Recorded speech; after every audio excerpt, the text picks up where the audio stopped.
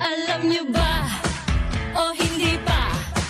Branded o hindi lahat made. Ngayong January 18, 2025, mag-update po tayo ng motorsiklo ng Rusi dito po sa Barangay Talaga, Rizal, Laguna. Along National Road lang po ang Rusi Rizal branch. Maganda po yung pwesto nila rito, malawak. At ayan, syempre yung trademark na kulay po ng Rusi, kulay dilaw. Kaya mabilis po natin silang makikita. Elevated yung pwesto ng mga motorsiklo. At kahit paano indoor sila, kahit hindi sila air conditioned. At sa panahon naman natin ngayon, no, maulan, malamig, kaya okay lang. So dito po, pag-akyat natin, sa left side makikita natin yung kanilang mga pan-truck. Kalimitan po naman ng pan-tricycle ng motorsiklo ng Rusi. Syempre, Rusi Macho 150, 175 saka 125cc displacement. And then dito po sa kanan yung kanilang mga automatic na motorsiklo. Pero kasama pa rin po yung mga ilang pan-tricycle. Na andito po yung kulay white na Rusi Flex 125. Okay, FI na po ito. Marami pong kulay na available dito. Meron po matte brown, cyan blue, glossy black.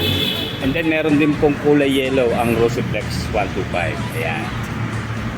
And then sa mga naghahanap po ng Rusi RFI 175 ngayon 2025, ang ganda po ng mga unit nila dito. Parang nabago yung kulay niya, di ba? Parang kisig. Okay, sa ibang kulay naman po, ayan, meron po silang matte black, ito glossy gray, saka isa pa pong matte red. Wala lang yung matte blue, saka glossy yellow. Okay, ito pa dalawang kulay ng Rusi Flex. And then, bukod po dito sa kanilang mga pan-tricycle, nandito po yung kanilang Rusi Bolt 125. Okay, maganda tong kulay na blue and black combination. Ito po palang Rusi Bolt 125. Itong isa ay Rusi Delta X 110cc. Nakapag-review po tayo sa nagkarla nito, yung 125 nito. And then meron po rin po silang Rusi Rush na magenta 125 din po ito. Pero carb type pa rin po siya. And then available din po sa kanila ang Rusi Flare 125. Okay, carb type din po ito. Dito po sa likod, meron po available na Rusi Flame 150X. Ito po yung 4-valve na 6-speed. Ganda ng kulay, di ba? Matte black siya na combine po sa yellow na decals. Okay, naka-water cooled na po to. Siyempre, fuel injected. At ang maganda ho rito, wala hong tatalo pagdating sa presyo. Pinakamababa po pagdating sa 6-speed na motorsiklo. Nasa 75k lang po ang kanyang cash price. Pinuwesto natin dito sa gitna itong si Rusi Flame 150X. Nakapag-review na po tayo dito sa Nagkarlan Rusi Outlet na kulay cyan blue po yung nando. Pero tas naaangasan po ako dito sa kulay black, di ba? Matte black po siya na combine sa kulay yellow na decals. Okay, di ba? Sino magsasabi na 75k lang ito sa cash? As of January 2025, wala pa pong tatalo sa presyo nito. Pinakamababa po talaga siya. Kahit naman po Rusi lang ang gamit natin, kung disiplinado tayo sa kalsada, sa tingin ko mas dadaigin pa natin yung mga kamote riders na naka Big 4. Okay, pinapalista po natin yung mga updated na price itong mga motorsiklo na Rusi. Habang iniintay po natin si ma'am, konting quick specs lang po or quick review dito sa Rusi Flame 150X. Masasabi ko na nandito po lahat ng katangian na hinahanap natin sa isang motorsiklo. Tipid sa gasolina, matulin, at syempre budget meal na sa kanyang presyo. Unang-una sa fuel consumption, kumukonsumo po siya ng 53 kilometers per 1 liter. So sa ibang mga nakapagsubok po, napaabot pa hanggang 70 kilometers per 1 liter. So napakatipid po nun para sa isang 6-speed na motorsiklo. And then naka-water cooled na ang kanyang cooling system, 4-valve. And then 6-speed ang kanyang transmission. And then naka-dual overhead cam po siya. And then Euro 4 compliant na po sa kanyang emission control. And then fuel injected sa kanyang fuel supply system. And then all LED po ang kanyang lighting system. Kompleto naman po siya, siyempre DRL sa gitna, itong letter Y. And then yung kanya pong turning signals, yung kanya pong mata, yan magkabila. Then high beam, low beam na ilaw po. Hanggang dito po sa kanyang taillight. All LED po ang ginamit. Then flexible na turning signals. Okay, hindi na fancy yung kanyang decals, di ba? Ang ganda, ginawa ng dark gray. Kasi kung ito'y gagawing light color, medyo magiging fancy siya tignan, di ba? Kung tatanggalin niyo po itong tatak niya na Rusi, ito, alis lahat itong kanyang decals dito. Ngayon, maganda pa ho rito, pure digital po ang kanyang instrument panel. Wala lang po naka-install na battery. Pero dun sa nakaraang review natin, na ipakita na naman natin, di ba? Okay. Makapal siya mga ka-riders. Oh. Maganda ang tabas. Kaya hindi siya madulas. Okay, meron po siyang 5.3 liters na fuel tank capacity. No problem na rin po sa kanyang braking system. Pareho naka-disc dito sa front at saka sa rear. Ayan, single disc na meron pong dual piston caliper. At dito naman po sa rear, ayan, single disc din po na meron pong single piston caliper. At tubeless tire na rin po. Meron po itong top speed na umaabot po sa mahigit 130 km per hour. Pero alam niyo mga riders, nung panahon natin, mahilig din tayong makipagkarera. Pero sa totoo lang, wala naman din tayong napala. Pero sa totoo lang po, very exciting and challenging po ang pakikipagkarera. Pero dapat po sa racing track. Kaya kung gumagamit po tayo ng pampublikong kalsada sa pakikipagkarera, kahit gaano tayo kagaling, tayo ay kamote pa rin. Okay, bago po testingin ni OIC na may height na 5'3", ayan po ang kanyang ground clearance, nasa 170mm at 770mm na seat height. Meron po siyang timbang na 118 kilos sa dry weight. Okay, magpapasalamat po tayo kay Sir Andrew Bueno. Okay, shoutout sir. Siya po yung OIC dito sa Rizal Rusi. At siguro sir, para may reference yung ating mga viewers, height niyo sir 5'3". Pa-testing nga sir kung sakto ba sa atin or ano, mataas. Sige nga sir. O yan, yun lang tiyad na tiyad si sir. Pero may mga paraan naman sir para ma-lower to, di ba? Kaya walang problema yan sa mga madidiscarding rider. Okay, ayan po ang kanyang forma kapag po 5'3" ang height. Tiyad na tiyad nga lang po.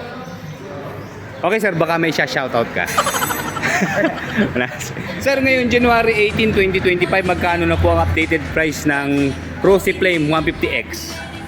Bali, ang cash price po niya is 75k. Okay, wala po nababago sir, pareho fixed price na po yon. May bawas pa pero Ba? okay lang. May bawas sir. Sa mga interesado po ha, dito lang po to sa Rosy Rizal Branch, Rizal Laguna po ha. Okay sir, magkano po pag installment ang down niya? Installment po natin is 4k po yung down. Ang monthly for 36 months is 3,435. Okay. For 24 months is 4,540 and for 12 months 7,950. May rebate pa po siya na 300. Updated tayo. Okay. Kung gusto niyo pong kumuha, punta lang po kayo dito sa Barangay Talaga ng Rizal Laguna. Okay. Malapit po siya sa sementeryo. Okay, bago dumating ba sir o pagkalagpas? Kung galing po kayo ng San Pablo, Okay, doon po ang San Pablo. bago po siya lampas ng sementeryo. Okay. Pag galing naman po kayo ng Nagkatlan, Dito sa kabila. bago dumating ng sementeryo. Okay, ayan. Madali naman siya. Talong national road naman sir. Okay, sige sir. Maraming salamat Okay. Sa ngayong January 2025 po, madalang po ang unit ng Plus X at saka Plain X. By order po sila. Naging mabenta po siya dahil sa ganda ng kanyang specification at sa baba ng kanyang presyo. Ma'am Risa, okay na po ba yung pricing? Okay na. Okay, si Ma'am Risa po ang sales marketing dito sa Rosy Rizal Branch. Ma'am, baka meron kayong isa-shoutout. Sige na, huwag na mahiya. Wala ba? Okay, sige. Salamat po, Ma'am. Ma'am, thank you po. Okay, unahin po natin mga ka-riders ang updated price po ng Rosy Macho, mga pan-tricycle. Okay, dito po sa 125cc, ang cash price po niya ay nasa 43,500 pesos. Then 2,000 lang po ang kanyang down payment. And then ayan po yung kanyang tatlong terms sa paghuhulog. And then sa 150cc naman po ng Macho, okay, lamang lang po ng mga 3,000 pesos. Ayan, ang cash price po niya ay 46,500. Ganun din po ang kanyang down payment. And then ayan, compare nyo na lang po yung kanilang mga monthly installment. And then sa 175cc ng Macho po, ayan, 48,500 naman po ang kanyang cash price. Lamang lang din po ng mga 2,000 pesos. And then ayan po yung kanyang monthly installment. Sa Rosy RFI naman po, wala lang dito yung kulay yellow at saka matte blue. Rosy RFI naman po, ayan, ang cash price po niya hindi nababago, 97,000 pa rin po ngayon January 18, 2025. Meron po siyang down payment na 7,000 pesos. And then ayan po ang kanyang monthly installment. Then dito naman po tayo sa Rosy Delta X 110cc. Meron po siyang cash price na 46,500 pesos. And then 2,000 lang din po ang kanyang down payment. And then ayan po yung kanyang tatlong terms. And then dito naman po sa Rosy Bolt 125. Meron po siyang cash price na 48,000. So same lang din po siya nung Delta na 125. Ayan po ang kanyang monthly hulog sa tatlong terms. And then sunod po natin itong si Rosy Flex 125i. mukhang bumaba po siya dahil 3,000 na lang po ang kanyang down payment sa installment. And then 60,000 pa rin po ang kanyang cash price. And then ayan po yung kanyang monthly hulog sa 3 terms. Dito naman po sa Rosy Rush, pareho lang po sila ng Rosy Passion. Okay? 50k po siya, hindi na bago.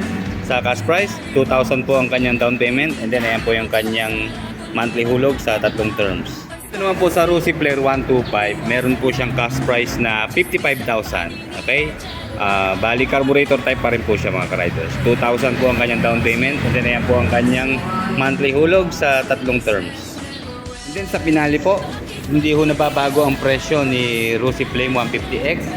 Ano pa rin po siya, 75,000 po sa cash price, 4,000 pa rin po ang kanyang down payment.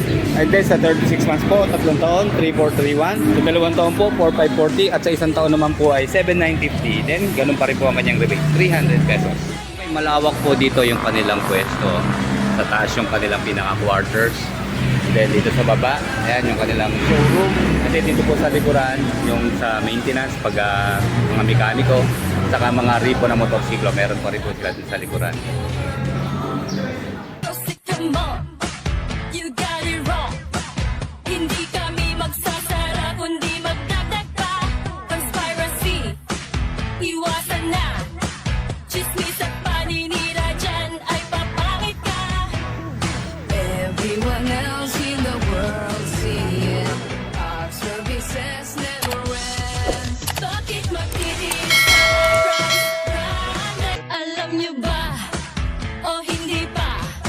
Branded o hindi lahat? Yan na lang po muna ang update dito po sa Rosy Rizal Branch as of January 18, 2025. Okay, like, comment, and subscribe sa ating channel. Salamat po.